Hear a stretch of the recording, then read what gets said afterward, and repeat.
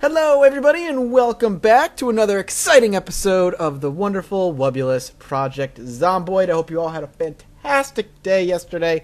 Yesterday was a crazy day. The day of the recording was crazy, but since you're going to see this tomorrow, I'm going to say yesterday.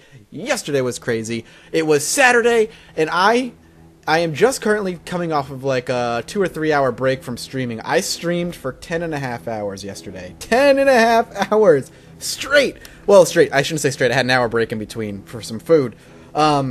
Straight up of Project Zomboid. We currently had 250 to 350 viewers all day. It was insane. We got the developers on. We had a nice long, like 4 or 5 hour life that didn't end up dying, and things were crazy. And so I gave myself a little bit of a break. I gave myself about 3 hours to get my voice back. I can still feel my voice is a little bit on the hoarse side of things. But generally speaking, my horse is kind of back to my voice is rather back to normal, and we can kind of get back. And I'm ready to get back into Zomboid. It's been a few hours. I missed it so much. So where we left off, we crashed for the night. In case you don't remember, we're very, very kind of in an area that we don't recognize. We're in West Point. West Point is the new northern area of the map, and we crashed. We crashed for the evening. We made the decision to stay in a smaller house because it was going to be easier for us to easiest for us to clear, and B, it would have been easier for us to escape as well. Oh, that zombie sound just sounds so good. I still love the new sound effects. But now, this episode, I have a couple of goals I'd like to kind of achieve, but one of the bigger ones I'd like to achieve would be finding a house I can call my home. Finding a house I can kind of create a safety of, and kind of hole up in there, and then start making looting runs out, and be able to prepare ourselves to start making that particular safe house a bit safer by going out and starting to do carpentry and getting all the necessary things to make that a reality. So if we could find a safe house this episode, one that I am 100% comfortable with, I would consider today's episode a success. Now we are running a little bit more overweight than I'd like to, and the reason for that is because the bags have a lot more stuff in them than my particular character would like them to be. So we're going to have to constantly either eat food until we can bring our weight down to 8 instead of 9, or continue to eat food so we can keep our strength up above an 8 to a 10. Either way, it involves eating food. So since I don't know West Point all that well, there's going to be a lot of exploration involved. Whoop, that was almost my death right there, because I didn't see that zombie around that tree. There's going to be a lot of exploration involved. There's going to be a lot of wandering, a lot of looking around, seeing what's prepared for us, what's around every corner, just generally remaining safe. So that's going to be kind of our goal, is to do that. So we're going to eat that milk package, apparently. And that's going to give us a 9 out of 10, so we'll be able to do that. So there's, like I said, a lot of exploration. As far as I remember seeing on the map, most of West Point was pretty heavily city area. A lot of buildings. There were a lot of buildings, which typically means there's going to be a lot of zombies. So finding a nice outlying house that's going to be away from the horde, or away from the population, is going to end up being a little bit more difficult than I think I'm prepared. I don't say I'm prepared to deal with, but then I'm ready to deal with. Let's drink this other milk package here. Eat the stuff before it goes rotten, because if I kick it into a fridge anytime soon, it's going to go rotten, and I'd rather not deal with it. Alright, there we go. How are we looking up here? 9 out of 10 still, so we're still going to be fighting for a little bit of a weight reduction. You know what? Let's dump the sheets, man. The sheets are going to be what it is. Let's just dump them. Dump them. Don't need it. Don't need it. As SpongeBob, a wise man, once said, I don't need it. I don't need it. But I'm going to continue running in this general direction. I think north, even over here, it's starting to look like it's starting to break up. And the reason I say that is because these houses have dirt roads leading up to them. And that typically means you're looking at a bit further away from civilization. Now, where we were was kind of the outskirts of a residential zone, it seemed. There's still a good chunk of zombies there, but it wasn't as crazy as, say, like the inner Muldrow, where the school and the police zones were, where we would run across easily like 10 to 20 zombies in a parking lot alone. So we were running probably more around 5 to 10 in an area. So we moved further away from that, and it seems we've come across to some houses with dirt roads, and we could potentially make this one of these houses our safe house. I don't want to be too picky. All I particularly care about when I'm looking for a safe house is 2 exits. I need a place with 2 exits, typically a front and a back exit. You're usually going to come across those more in the bigger houses, so I guarantee this one has a back door. That smaller house over there, I guarantee does not. If it had a side door, I might consider it. I do like small houses because they're easier to build around as far as construction and modifying goes, and a little bit of building a fort. You're not building big, too big of walls. But the bigger houses do provide a different kind of safety that I'm willing to kind of risk going for. With the larger area, the multiple exits, you're looking at, if we go, what? Why are you giving me the panic? Okay. Oh, he's coming out of the tree. He was hiding behind the tree. The bastard. All right, there he goes.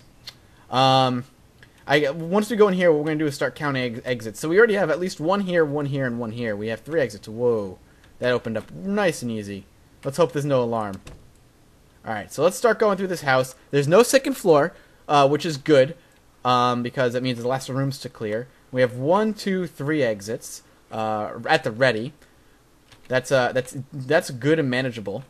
Now the question is, how many zombies are we looking at having to clear out of here, if any? None so far. Now, does this bathroom have another door? No, there's one right over here, though. This is our bedroom.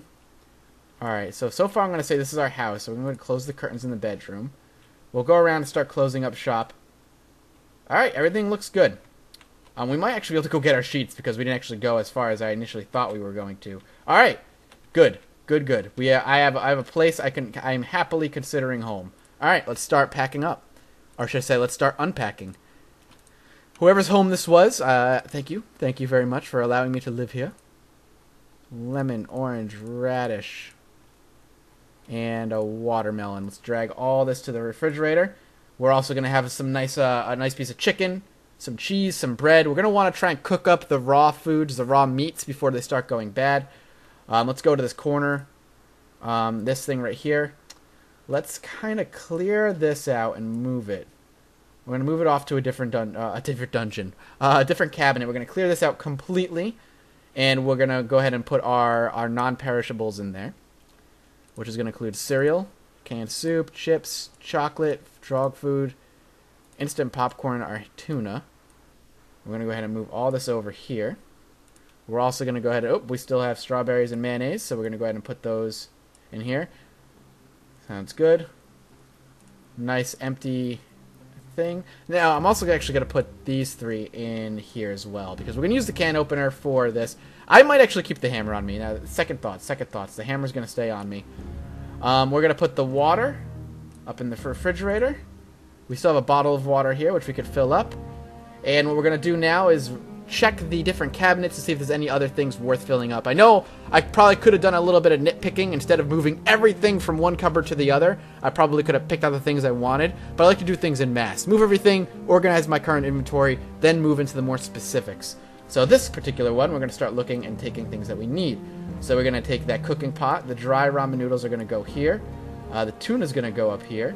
We have another hammer in here, which is nice. The can opener, not particularly, but we do have a bowl. We can put some water in. We'll then start filling everything that we need, and we'll start putting all of that in the refrigerator for storage. So we'll go ahead and do this bowl. Good. Let's pop it all in the refrigerator. Pot of water, and the bowl of water.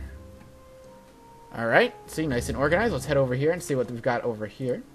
Matches and a spoon, so nothing particularly useful. Let's go back into the bedroom now. Let's start taking a look to see if we can get anything out of the bedroom's cupboards. Sheets, particularly, are what I'm looking for. Backpack, not all that useful. No sheets or anything. But what I'm going to do is drop our towels in here, so we can dry ourselves off when it rains, since the bathroom didn't have anything to hide in. Let's not done searching, though. We got a kid's room, or at least a guest room. We do have not much. A baseball bat, which is actually really good. I shouldn't say not much. We do have a spare baseball bat, so that's always good. Checking the shelf over here. Magazine, newspaper. Okay, so good side, the plus side. We have 3 exits, and the house was empty of zombies, and we were able to organize things. Downside, it was pretty barren as far as loot is concerned. A little bit of food. We had 3 things in the fridge and potentially 2 non-perishables, but outside of that, we didn't have much. I don't want to go out quite yet in case I end up going too far, so what I'm going to do is speed up time, get to about 8 o'clock, as always, and then we will go to sleep and start fresh in the morning. I don't want him too much now. He's going to get hungry, and he's going to get bored right here. Alright, so we're going to go ahead and sleep. Yes, I do want to sleep. He'll get probably a little hungrier overnight. His boredom will go away once we start looting and stuff. and then we'll start hitting the nearby neighboring towns. So this nice little corner house, so far it looks like it's going to serve us pretty well. Now, since I don't know this area too well, if I do end up venturing really far off, there's a very, very good chance I'm going to get lost. Keep that in mind. So it might, if I end up wandering too far, it might take me a couple episodes to get back. But that's just how the cookie crumbles. So let's speed up time until sun starts to rise. I don't want to go out too dark. Alright, even though some people in chat said they love the nighttime because of the atmosphere it provides. I like dawn. Dawn's a little bit better. A little bit nicer. And we'll start hitting the houses. So let's... God damn it, you're kidding me. Okay, they're going that way. The gunshots came from my the west side. So hopefully there's not a lot of zombies over here. I think that's another benefit of picking this house, that there's a big open field over here. So what we're going to do now is we're going to wait. We're going to wait for zombies to come by and we're going to clear them out. We'll take them out one by one. Anything that's going to come, any zombie that looks like it's going to directly come into contact with our house, we're going to try and take out. Anyone that's going to go by our house, we're going to go ahead and just let go. And the reason for that is if they end up coming in contact with our house, like any good zombie, they're going to try and take the most direct route to wherever they're going. And if that means they come across a window or anything, they're just going to start bashing their face into it until it breaks down. So we don't want that to happen because we don't want to lose windows. Moreover, we don't want them creating too much noise, attracting other zombies. So we're going to go ahead and take them out. Others are going to wander on by. Pretty simple. Again, another good thing. We can even zoom out a little bit further. Lots of space. So there's probably not a large zombie population to our east. And another good thing too is when we do eventually get an axe, which I hope we get pretty shortly, there's a huge forest we could just clear right here for building materials, which is really, really good. Alright, let's go ahead and start checking these houses. Locked. Open the window. Looks like this window's nice and open. We can climb inside. Zoom in a little bit and hope that there's no zombies on the inside. If there are, hopefully not many. At most one in a house this big, this size. Nothing. Keeping the axe, or keeping the bat up and at the ready. We can keep it charged, so when if we do have to do an emergency swing, we can do that pretty quickly.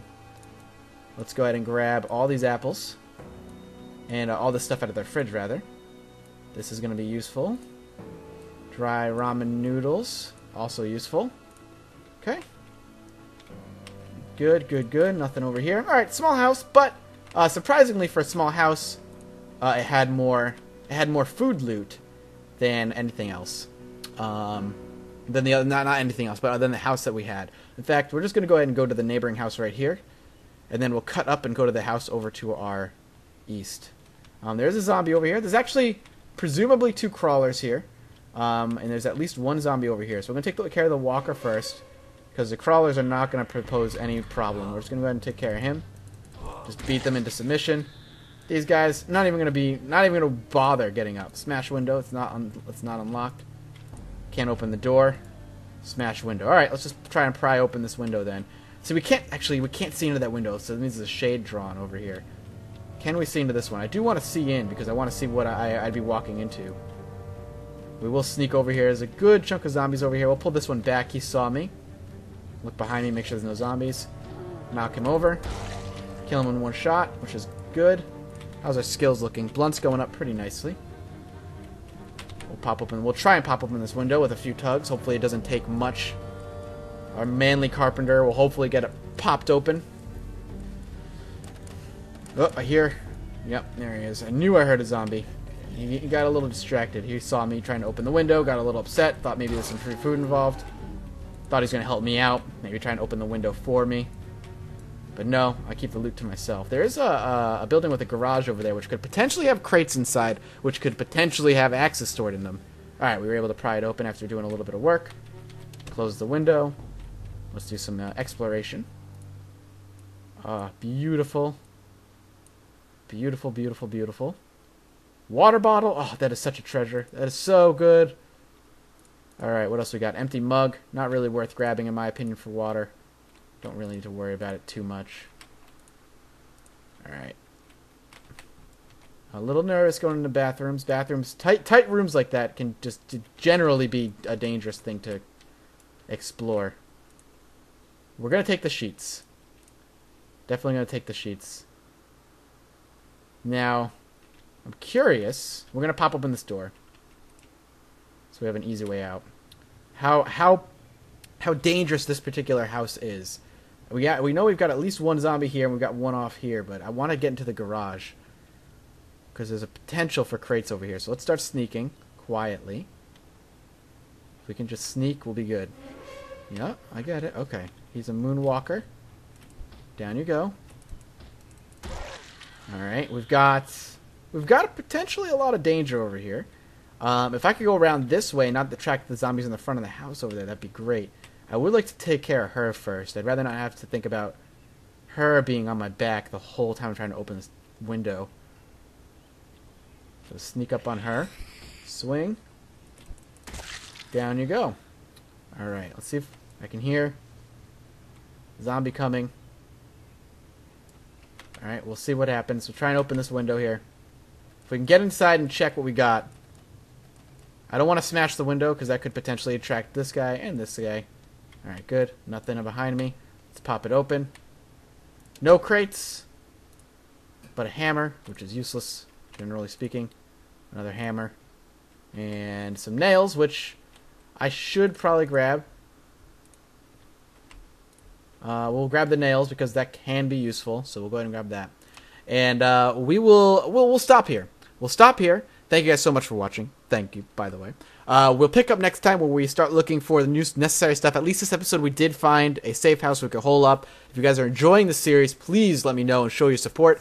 Hitting that like button in the comments, let me know you guys want to keep seeing more of Project Zomboid. And as always, you can hit subscribe to join the Horde today for daily videos. And as always, I'll see you all next time.